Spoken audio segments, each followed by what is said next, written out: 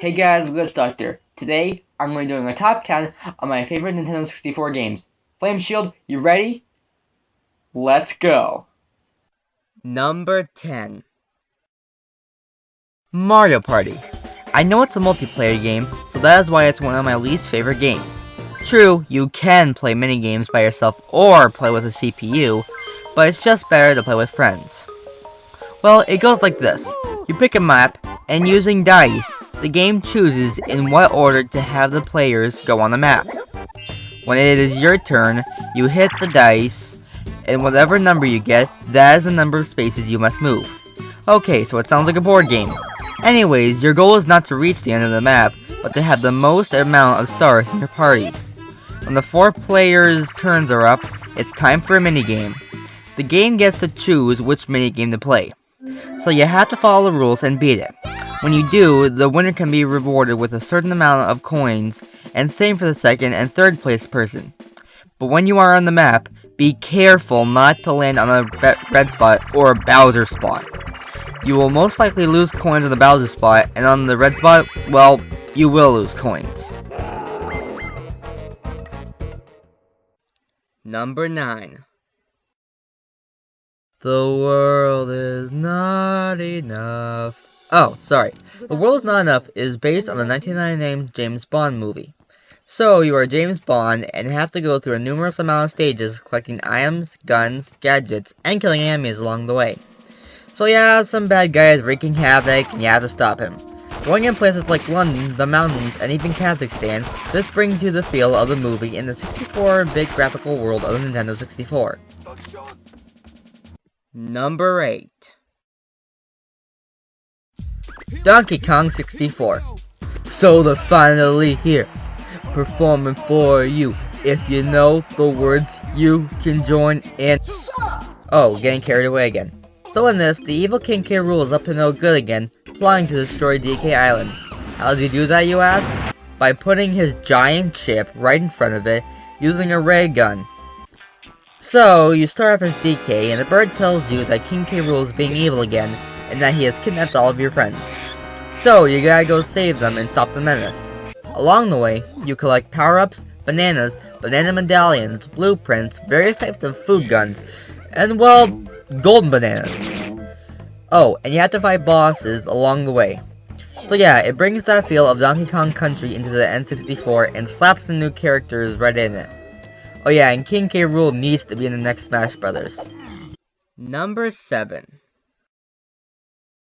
Yeah, this can have some controversy, but it's Banjo-Kazooie.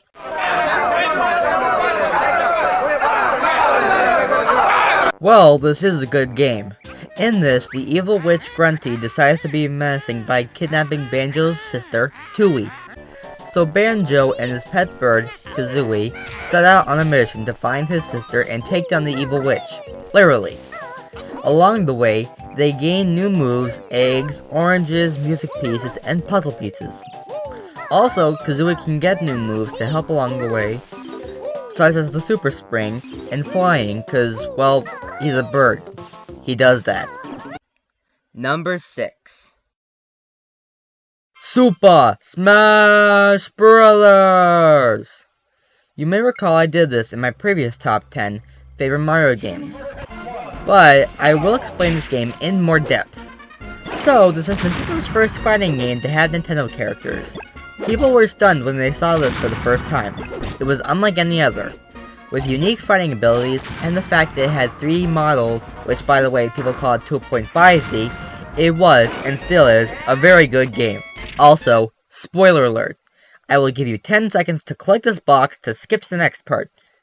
1, 2, 3, 4, 5, 6, 7, 8, 9, 20. 10. Anyways, the fact that it has a hand for the final boss just makes it a fighting game unlike any other.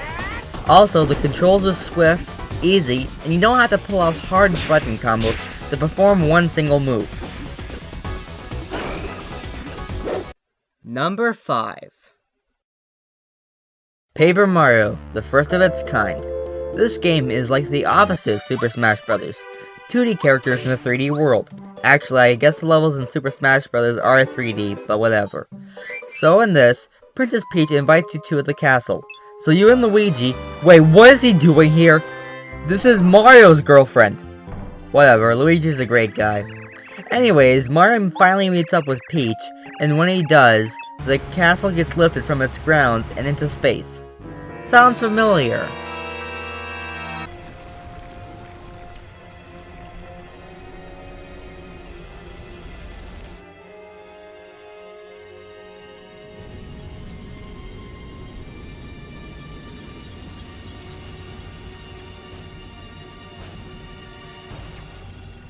So yeah, then Bowser kidnaps Peach in her own castle. And Mario is being brutally beaten by the power of the Star Rod. Then he is flung from the castle to the ground below. Then he is brought to this village by some nice Goombas, which turns out you are in Goomba Village. What a coincidence. And along the way, you gain more people in your party, gain new moves, the usual. So yeah, kinda like a normal Mario game, just paperized. Number 4. Another James Bond game, GoldenEye. So yeah, just like the world is not enough, there's a bad guy by the name of Trevelyan being, well, bad, and you have to stop him. You have to go through numerous stages, getting gadgets, guns, and killing enemies. This game also revolutionized first-person shooting. Without it, you might not have had games like Call of Duty and Halo. Number 3. The descendant to the beginning of the series, Star Fox 64 wowed the audience again with its graphics and flying capabilities.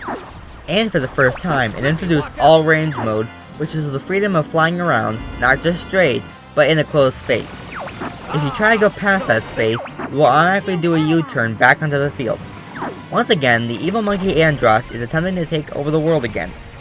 So you have to go through various planets, and unlike the Super NES game, you go through different paths if you go through secret spots or if you do really good. This game also introduced the Landmaster and the Blue Marine. Oh yeah, and you might recognize the sound from somewhere.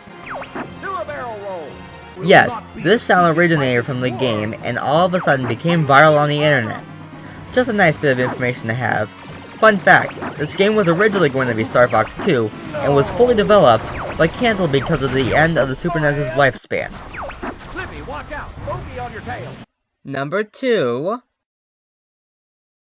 Mario Kart 64. This game revolutionized racing games with its 3D characters, tracks, both race and sound, and the ability to have an item when you drive through an item block. Mario Kart 64 is actually quite fun, both playing by yourself and with friends. There are 4 modes to choose from: Grand Prix, Time Trials, Versus, and Battle. Oh yeah, and if you watch my other videos, you know that I did a glitch video on this. So if you want, you can check it out to see some glitches for yourself, because this game has quite a handful. Now, before I reveal number 1, let's do a recap. At number 10, we have Mario Party. Number 9, The World Is Not Enough. Number 8, Donkey Kong 64. Number 7, Banjo-Kazooie. Number 6, Super Smash Bros. Number 5, Paper Mario.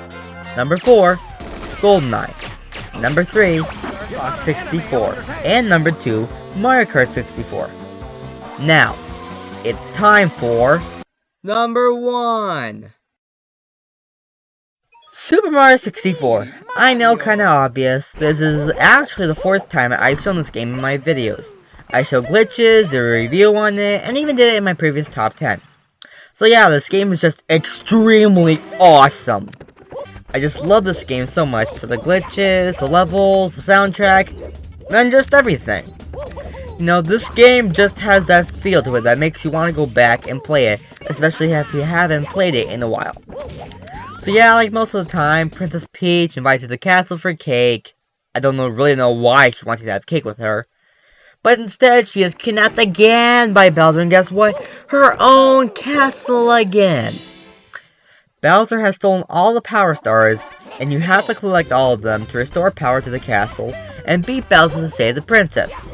You go through difficult stages, stomp on Goombas, free and chain chomps, solve interesting puzzles, and have a fun time all around. Rolling around at the speed of sound. Got places to go, oh hey, how's it going? So yeah, that was my Nintendo top 10 Nintendo 64 game review. Uh yeah. Oh, and Flame Shield, go take a rest. So yeah, I hope you liked it. Please like, comment, subscribe. And if you have to ask me anything, you can contact me at theofficialglitchdoctor@gmail.com. And like I said, thanks for watching, and I'll see you next time.